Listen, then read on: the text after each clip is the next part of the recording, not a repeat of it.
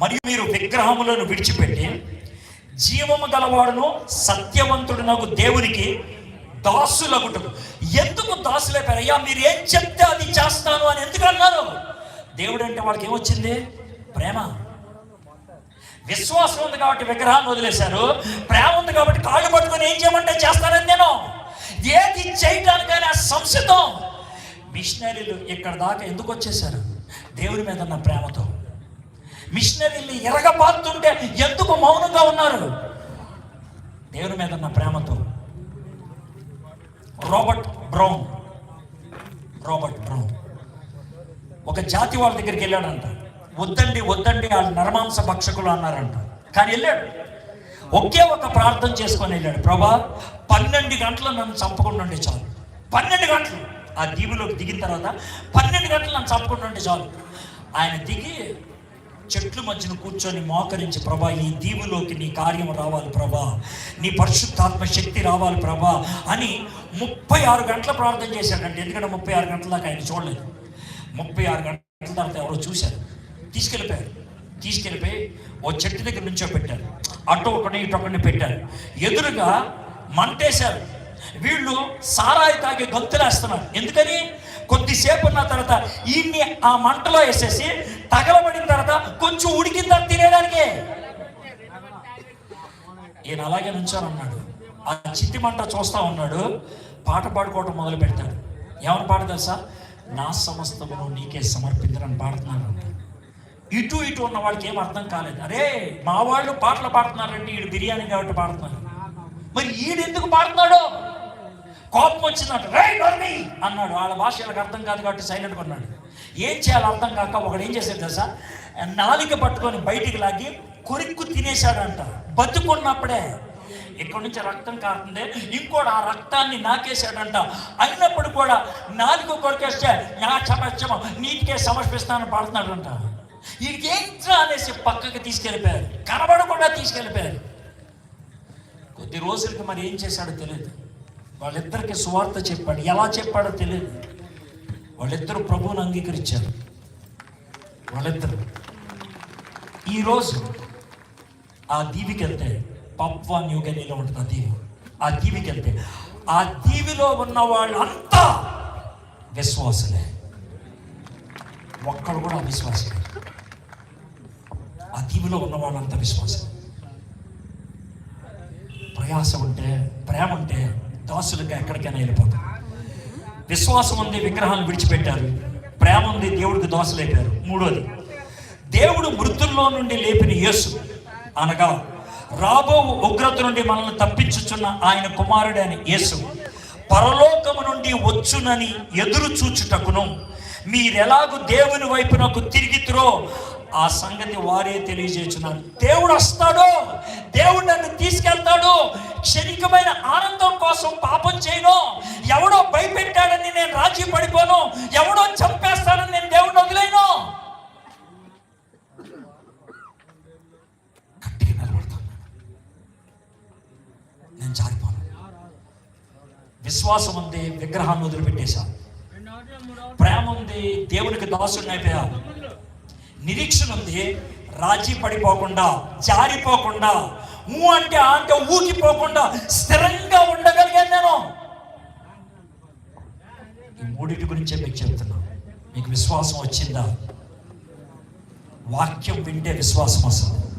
వినుట వలన విశ్వాసం కాదు. ఎంత ఎక్కువ వాక్యం వింటే అంత విశ్వాసం వస్తుంది. శోధనలు ఎక్కువైతే ఎదిరించడానికి విశ్వాసం కావాలి, విశ్వాసానికి వాక్యం కావాలి. నేను నీ వాక్యాన్ని నా హృదయంలో ఉంచుకున్నాను, నేను పాపం చేయకూడనట్లు. వాక్యం చదువు, ప్రార్థన చేస్తే సమస్యలు పోవు. వాక్యం చదివితే విశ్వాసం వస్తుంది. విశ్వాసంతో సమస్యలను ఎదుర్కొంటావు. వాక్యం విశ్వాసాన్ని ఇస్తుంది. దేవునితో మనకున్న అనుబంధం ప్రేమనిస్తుంది. దేవుడు వస్తాడు అనే విశ్వాసం నిరీక్షణ కలిగిస్తుంది. విశ్వాసం, ప్రేమ, నిరీక్షణ. ఈ 3 తెస్సలోనిక సంఘానికి వచ్చాయి. 2 దేశాల్లో మారుమోగాయి. సంవత్సరంలో ఈ స్థాయికి ఎదిగారు. 134 సంవత్సరాలైంది మీకు సువార్త వచ్చి. మీరు ఏ స్థాయిలో ఉన్నారో ఒకసారి ఆలోచించుకోండి. ప్రార్థన చేసుకున్నాం. తలంచండి, కళ్ళు మూసుకోండి. ఈ టైంలో ఎవరు లేవద్దు. ఒకసారి తలంచి మన జీవితాన్ని పరిశీలన చేసుకుందాం. నేను చెప్పినటువంటి ఈ సువార్త మీరు చాలాసార్లు విన్నారు. దేవుని కృప అనే సువార్త. మనం చేసిన పాపానికి ఆయన వెల చెల్లించి, ఆయన శిక్షను అనుభవించి, మన మీద ఆ శిక్ష పడిపోకుండా చేయటమే కాదు, మనకి పరలోకంలో స్థానాన్ని కల్పించాడు ఆయన.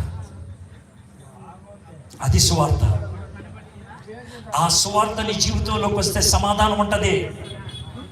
ఆ సువార్త నీలో ఉంటే విశ్వాసం ఉంటుంది, పనిచేస్తావు. ఆ సువార్త నీ జీవితంలో ఉంటే ప్రేమను అనుభవిస్తావు, కాబట్టి ప్రయాసపడతావు. ఆ సువార్త నీ జీవితంలో ఉంటే కనుక ఎదురు చూస్తావు, నిరీక్షణతో, ఓర్పుతో నిలబడతావు. యేసు ప్రభుని సొంత రక్షకుడిగా అంగీకరించావా? నీ జీవితంలోకి ఆ సువార్త వచ్చిందా? నీ హృదయంలోకి ఆ సువార్త వచ్చిందా? ఆ విశ్వాసం నీ జీవితంలో మొలకెత్తిందా? ఒకవేళ ఇప్పుడు దాకా యేసు ప్రభుని నీ సొంత రక్షకుడిగా అంగీకరించలేదేమో. చర్చికి వస్తున్నావు, ప్రార్థనలు కూడా చేస్తున్నావు, కానీ యేసు ప్రభుని హృదయంలోకి ఆహ్వానించలేదేమో.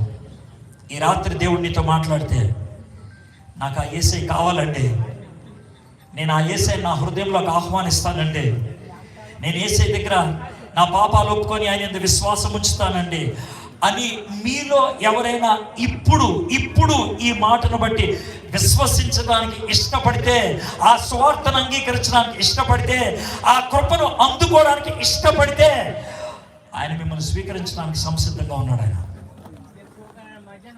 అయ్యా నాకు ఆ కృప కావాలి, అయ్యా ఆ యేసయ్య నాకు కావాలి. ఈ రాత్రి మీరు ఎవరన్నా అలాంటి ప్రార్థన ఖచ్చితంగా చేయడానికి ఇష్టపడుతుంటే, అలా ప్రార్థన చేయడానికి ఇష్టపడే వాళ్ళు మాత్రమే, జాగ్రత్తగా వాళ్ళు మాత్రమే ఉన్న చోటన లేచి నిలబడండి, తలకాయ ఉంచుకోండి, చిన్న ప్రార్థన చేసి ముగిస్తాను. నేను 1 నిమిషం టైం ఇస్తాను. నాకు ఆ యేసయ్య కావాలండి, నేను ఆయన్ని నా హృదయంలో ఆహ్వానిస్తానండి.